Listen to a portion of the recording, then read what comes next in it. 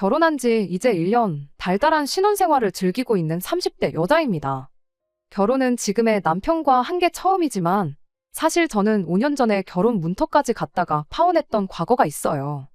이미 다 극복한 이야기이기도 하고 이게 뭐 숨길 일인가 싶어서 남편에게도 전부 오픈한 이야기입니다. 5년 전 이야기를 이제 와서 하는 이유는 따로 있어요. 그때 당시 파혼하면서 미처 하지 못한 말을 얼마 전에 한 번에 다 쏟아낼 수 있었거든요.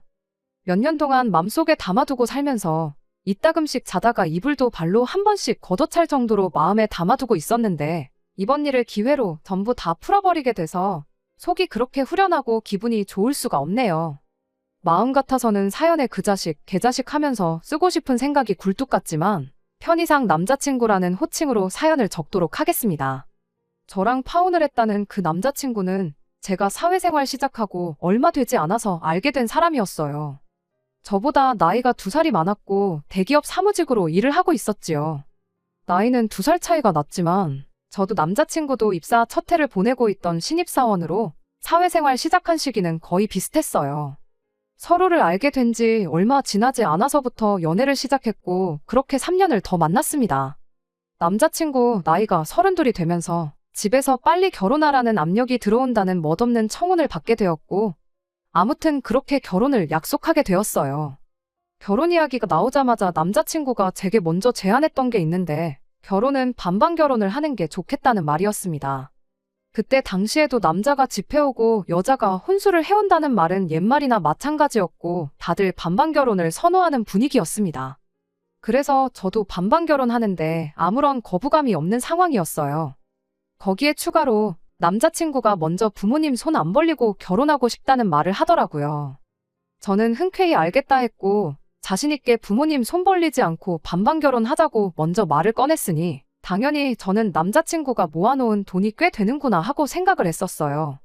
그런데 막상 까놓고 보니 남자친구가 모아놓은 돈은 제가 모아놓은 돈의 절반 수준밖에 안 되는 돈이었습니다.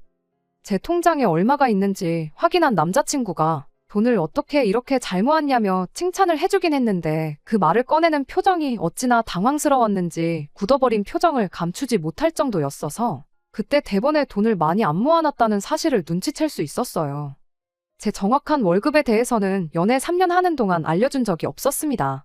자기가 대기업 다니면서 월급 잘 받으니까 비교적 유명하지 않은 회사 다니는 제가 하찮은 월급을 받고 일을 한다고 생각을 했던 건지 아니면 자기 씀씀이만큼 저도 돈을 쓰고 다닌다고 생각을 한 건지 그런 부분은 말해주지 않았으니 잘 모르겠지만 하나 확실한 건 부모님 도움 없이 반반 결혼하자는 말을 꺼냈을 때 어느 정도 그런 생각을 가지고 있었을 수도 있겠구나 하는 생각이 들었어요.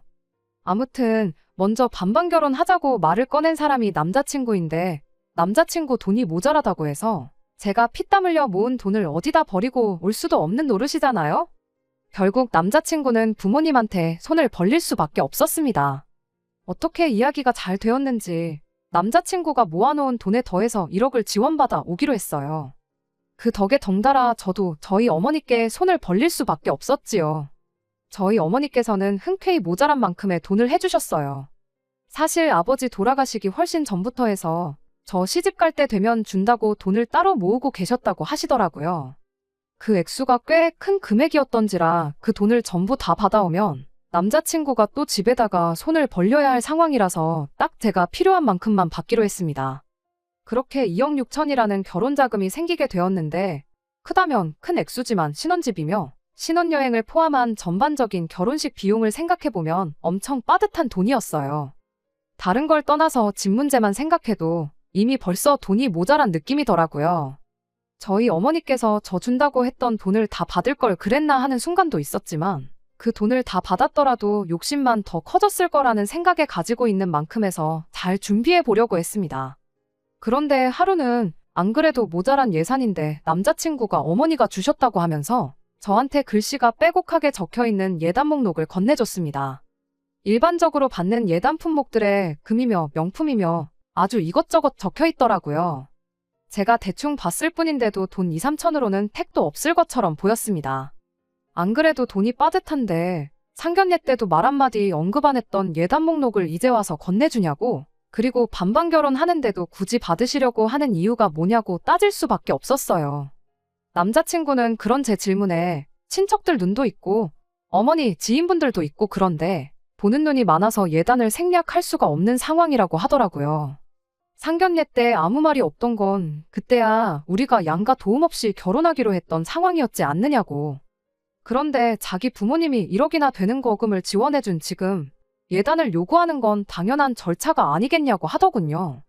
그래도 우리 예산이 빠듯해서 집 알아보는 것만 해도 머리가 터질 것 같은데 예단까지 해가면 너무 힘들 것 같다 설명을 해줬더니 남자친구가 한다는 소리가 자기 주변에 먼저 결혼한 친구들한테 물어봤는데 우리보다 없이 시작했는데도 여자 쪽에서 예단은 다 해왔다더라 하면서 예단만큼은 포기할 수 없다는 굳은 의지를 보여줬습니다. 아들 결혼시키는데 지원을 해줬으니 본전은 뽑아야겠다는 소리로밖에 들리지 않았습니다. 그렇게 말은 하지 않았지만 당장 그 예단 해드리는 것보다 그 돈 돌려드리고 대출받아 이자 내는 게 오히려 더 싸게 느껴지더라고요. 그래서 남자친구한테 차라리 지원받아온 그 돈 도로 돌려드리라 했어요. 그냥 내가 모아놓은 만큼에서 당신이 모자란 만큼만 받아오라고 그렇게 반반 결혼하고 예단은 생략하는 게 좋겠다고 솔직한 제 생각을 말했더니 남자친구는 그런 제 말에도 계속 엄마 체면 이야기만 꺼내더군요. 저랑 좀처럼 의견이 좁혀지지 않는 와중에 남자친구가 그제서야 짜증 가득한 말투로 한다는 소리가 자기가 돈을 그만큼밖에 모으지 못한 이유가 따지고 보면 너한테 있는 거라며 제 탓을 하기 시작했어요. 어처구니가 없더라고요. 남자친구 말은 이거였어요. 저랑 3년 연애하는 동안 데이트 비용으로 나간 돈이 어마무시하기 때문에 돈을 모을 수 없었던 거라고요. 남자친구가 모아놓았던 돈은 3천이었고 제가 모아놓은 돈이 7천이었습니다. 3년 연애하면서 데이트 비용으로 4천만 원을 썼다고 하기엔 가당치도 않은 소리나 마찬가지였어요. 데이트 비용, 칼같이 계산해서 정확히 반반을 냈던 건 아니지만 여태껏 저도 데이트 비용을 같이 부담했었거든요. 이따금씩 남자친구가 기분 내겠다고 전부 계산했던 적이 있지만 그럴 때면 저도 그 다음번 데이트에서는 제가 전부 계산하는 식으로 했었어요. 아무리 못해도 남자친구가 밥을 샀으면 커피는 제가 사는 식으로 꽤나 합리적인 데이트를 해왔었습니다. 그렇다고 저한테 뭐 몇백만 원, 몇천만 원 하는 명품 선물을 사줬던 적이 있던 것도 아니었어요. 암만 남자친구가 저보다 더 많은 비용을 부담했어 봐야 말 그대로 밥값하고 커피값 정도의 차이잖아요. 저희가 3년 연애한 기간이 일수로 1000일 조금 넘었어요. 그 긴 일수 동안 저희가 하루도 빠짐없이 매일같이 만나 데이트를 했다고 치고 남자친구가 밥 사고 제가 커피를 샀다고 쳐서 넉넉 잡아 남자친구가 저보다 하루에 3만 원씩 더 썼다고 쳐서 계산을 해봐도 그 금액이 3천만 원밖에 안 돼요. 여전히 1천만 원이 부족한 계산이죠. 그러니 남자친구가 데이트 비용을 내느라 저 때문에 못 모았다는 말은 말도 안 되는 억지밖에 되지 않았지요.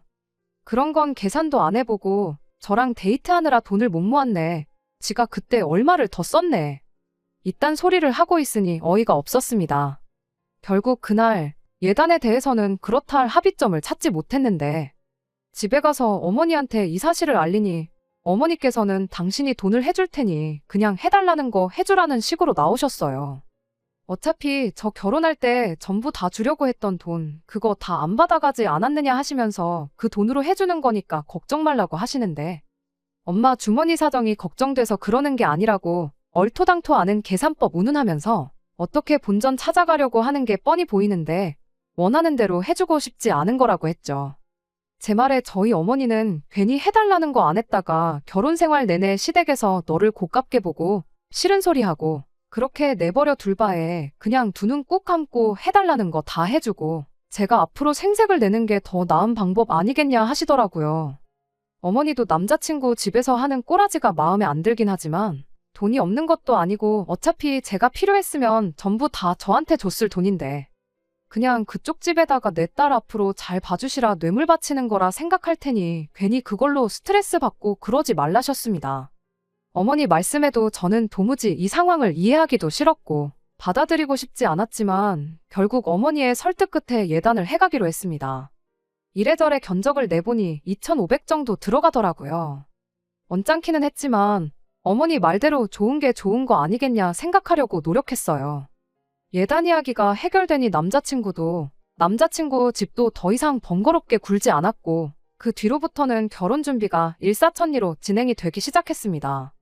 그렇게 결혼식 날짜까지 다 잡히고 청첩장도 돌릴 만한 사람들한테 다 돌린 상황이었어요. 예단 문제로 티격태격 하긴 했지만 남자친구랑도 더할 나위 없이 좋았고 제 첫 해외여행이나 마찬가지였던 신혼여행 생각에 한참 들떠있던 어느 날이었는데 언젠가부터 어머니가 안색도 안 좋고 평소랑 다르게 너무 쉽게 지치고 힘들어하셔서 어머니를 모시고 병원을 다녀오게 되었습니다. 그리고 그때 어머니가 간암 판정을 받게 되었습니다. 제 결혼이라는 경사를 앞두고 어머니가 간암이라는 사실을 알게 되니 세상이 무너지는 것 같았어요. 그래도 한숨 놓을 수 있었던 건 암이 그나마 초기에 발견되었고 초기라면 완치율이 높다는 사실을 듣게 되었기 때문입니다. 어머니가 좀 힘드시겠지만 결혼식도 참석할 수 있을 정도였고요. 그런데 저희 어머니가 암이라는 소식을 들은 남자친구 집에서 아주 난리가 났더군요. 저희 어머니 걱정 때문에 난리가 난 거였으면 참 마음뿐이라도 감사스러웠겠지만 애석하게도 그 난리는 저희 어머니 걱정 때문에 그런 건 아니었습니다. 당시 예비 시어머니였던 남자친구 어머니한테서 저한테 직통으로 전화가 걸려왔어요. 결혼 준비하는 내내 남자친구 어머니와 할 이야기가 있으면 남자친구 통해서 했지 제가 직접 연락하거나 저한테 직접 연락이 왔던 적은 한 번도 없었거든요. 그 덕에 붙일 정도 거의 없는 거나 마찬가지였는데 통화를 하고 나니 거의 없던 정도 뚝 떨어지더군요. 전화로 저희 어머니 상태가 어떤지 심심한 위로의 말을 건네기는커녕 전화 받자마자 저한테 한다는 소리가 아무리 어머니가 암이라도 나한테 해오기로 했던 예단건에 대해서는 절대로 차질없게 잘 준비하라는 소리였으니까요. 어이가 없어서 말이 안 나와 입만 뻐끔거리고 있었는데 사람이 약속을 잘 지켜야 하는 거라며 첫 단추부터 이상하게 끼울 생각 하지 말라고 하는 겁니다. 그 말을 들으니 애초에 첫 단추부터 안 끼우는 게 맞겠다는 생각이 들었어요. 하지만 먼저 대화로 풀어보는 게 좋겠다 싶어서 그 길로 남자친구를 불러냈어요. 그 무례함에 대해 사과를 받기 전까지는 저도 도통 기분이 풀리지 않을 것 같아서 남자친구한테 이게 무슨 상황이냐 한마디 따질 생각이었지요. 남자친구는 걱정이 가득한 눈빛으로 저희 어머니 때문에 제가 속이 아니겠다며 걱정을 해주더군요. 이어서 말하길 우리 그냥 신혼집 구하지 말고 장모님 집에 신혼살림 차려서 같이 지내는 게 어떻겠냐 묻더라고요. 거기서 말이 끝났다면 엄마는 개차반이라도 자식은 정상이구나 그렇게 생각하고 파혼까지는 생각도 안 했을 거예요. 하지만 이어진 남자친구 말에 저는 파혼을 결심하게 되었습니다. 자기가 간암에 대해서 좀 조사를 해봤다고 말을 꺼내면서 완치율이 뭐 30%도 안 된다더라. 초기에 발견됐어도 결국엔 다 죽는다더라 그딴 소리를 꺼내더니 어차피 장모님이 암으로 돌아가시면 그 집이 우리 집 되는 거 아니겠냐며 그러면 우리 신혼집은 따로 구할 필요가 없으니 지네 엄마가 해준 1억 원을 돌려드려도 되는 거 아니냐입니다. 사실 집에서 그 돈 해준다고 빚을 좀 지게 되었는데 괜히 돈을 이중삼중으로 낼 필요가 있냐는 소리를 하는데 그 길로 제가 남자친구 뺨싸다귀를 한 대 올려붙였습니다. 그 더러운 입으로 우리 엄마를 장모님이라고 부르지 말라고요. 결혼식장까지 가서도 모르는 게 결혼이라는 말 못 들어봤냐고. 길게 말할 것도 없고 너네 같은 집구석하고 더 얽힐 생각 없으니 파혼하자고 했어요. 남자친구는 재미없다고 농담하지 말라고 하면서 처음엔 제 말을 못 믿는 듯한 눈치였지만 그 뒤로부터 오는 연락 다 무시해버리고 비행기표며 결혼식을 위해 예약한 것들 다 취소해놓고 그러니 그제서야 뭔가 잘못됐다는 걸 느낀 건지 저희 집 앞까지 찾아와서 잘못했다고 빌기 시작했습니다. 그간 만나온 정이 있으니 더 못 볼 꼴 보기 전에 더는 찾아오지 말라고 뭐 그렇게 매일같이 찾아와 사과하는 남자친구를 뒤로하고 파혼하게 되었습니다. 처음에는 저희 어머니도 당신이 괜히 아파가지고 딸 결혼이 날라갔구나 안타까워하셨는데 생각해보니 그딴 집구석에 우리 딸 시집을 보냈으면 죽어서도 편하게 눈을 못 감았었을 거라며 차라리 잘된 일이라 하셨어요. 저는 어머니한테 왜 죽는다는 생각을 하냐고 병원에서도 완치가 가능하다고 하지 않았느냐고 그냥 지금부터 치료 잘 받고 그러면 된다고 했죠. 간절히 바라면 이루어진다고 했나요? 결국 어머니는 암을 이겨내시고 완치 판정을 받으셨습니다. 하지만 재발할 확률도 있어서 병원에는 앞으로도 계속 다니셔야 하지만요. 그리고 저는 어머니 모시고 병원 다니면서 인연을 키워오기 시작한 내과 선생님과 작년에 결혼식을 올리게 되었지요. 그렇게 파혼하고 나서 결혼 생각은 꿈도 꾸지 않았는데 똥차 가고 벤츠가 온다더니 그 말이 그냥 재밌자고 하는 말이 아니구나 싶었습니다. 그리고 사연 시작하면서 말씀드린 대로 신혼 분위기 만끽하면서 매일을 즐겁게 잘 살고 있어요. 누군가 그러길 헤어진 연인에게 해줄 수 있는 최고의 복수는 그 사람보다 훨씬 행복하게 잘 사는 것보다 좋은 게 없다던데 그런 알량한 복수 같은 거 생각할 겨를도 없을 정도로 행복하게 잘 지내고 있었습니다. 그러다 얼마 전 우연찮게 파혼한 전 남자친구를 다시 만나게 되는 일이 생겼어요. 어떻게 저를 멀리서부터 알아보고 먼저 말을 걸어오더라고요. 몇 년 전 파혼할 당시였거나 파혼한 직후였다면 질색을 하고 무시를 했겠지만 저 이렇게 잘 지내는데 피할 필요 있나 싶어서 저도 같이 인사를 해줬지요. 저를 보더니 잘 지내는 것 같아 보인다고 대번에 먼저 말을 하더라고요. 슬쩍 제 왼손 약지를 보더니 결혼도 했는가 보다 하면서 아쉬운 듯한 표정을 지어왔어요. 그러더니 물어보지도 않았는데 구구절절 자기 이야기를 꺼내기 시작했습니다. 저랑 그렇게 헤어진 뒤에 얼마 지나지 않아서 엄마 소개로 여자를 하나 만나게 되었고 결혼해서 애 둘 낳고 잘 살고 있었다대요. 과거형으로 말하길래 뭔 일이 있었구나 싶었는데 아니나 다를까 얼마 전에 결국 엄마 때문에 이혼하게 되었다고. 그 덕에 엄마랑은 연을 끊었다고 하면서 그때 너한테 잘할 걸 그랬다. 자기가 이혼당할 때 다른 사람보다 너가 먼저 생각나더라 하면서 엄마 말보다 너 말을 더 들었어야 했는데 후회가 된다느니 어쩌니 하면서 엄청 질척거리기 시작하는 겁니다.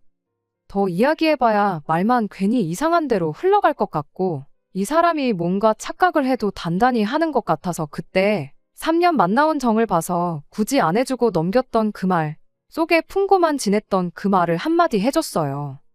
니네 엄마도 문제지만 니도 못지않게 문제가 있는 거 모르냐고. 엄마랑 연까지 끊었다면서 애엄마랑 다시 살림도 못 합치고 이러고 있는 꼴 보니 너는 아직도 너한테 문제가 있는지 모르는 것 같다고. 이렇게 나한테 옛날 이야기 할 시간 있으면 집에 가서 네 인생부터 돌아보고 자기 객관화 좀 해서 남 탓 좀 그만하라고 했어요. 제 할 말 다 끝내고 다음부터는 이렇게 우연찮게라도 만나지 않았으면 좋겠다. 마주치더라도 제발 나 모르는 척하고 그냥 네 갈 길 가달라 말하고 뒤돌아서 집으로 와버렸습니다. 옛정에 호소하면서 옛날 이야기하면 뭐 이제 와서 행복하게 잘 지내고 있는 제 마음을 돌릴 수 있을 거라고 생각했던 걸까 싶네요. 정말 다시는 꼴도 보기 싫은 사람과 재회한 건 짜증나는 일이지만 그때 마음 약해져서 해주지 못한 한마디 해줘서 그런가 속 하나만큼은 후련해졌네요. 지금 저는 더할 나위 없이 행복하고 어머니까지 완치 판정을 받은 지금 솔직히 그때 파혼하게 된 게 제 인생에 있어서 운이 좋았던 거라 말할 수 있겠네요. 지금 행복한 만큼 앞으로도 계속 이렇게 행복하면 좋겠습니다. 끝까지 들어주셔서 감사합니다. 오늘의 사연은 여기까지입니다. 구독과 좋아요, 알람 설정 부탁드리고 더 좋은 사연으로 다시 찾아뵙겠습니다. 감사합니다.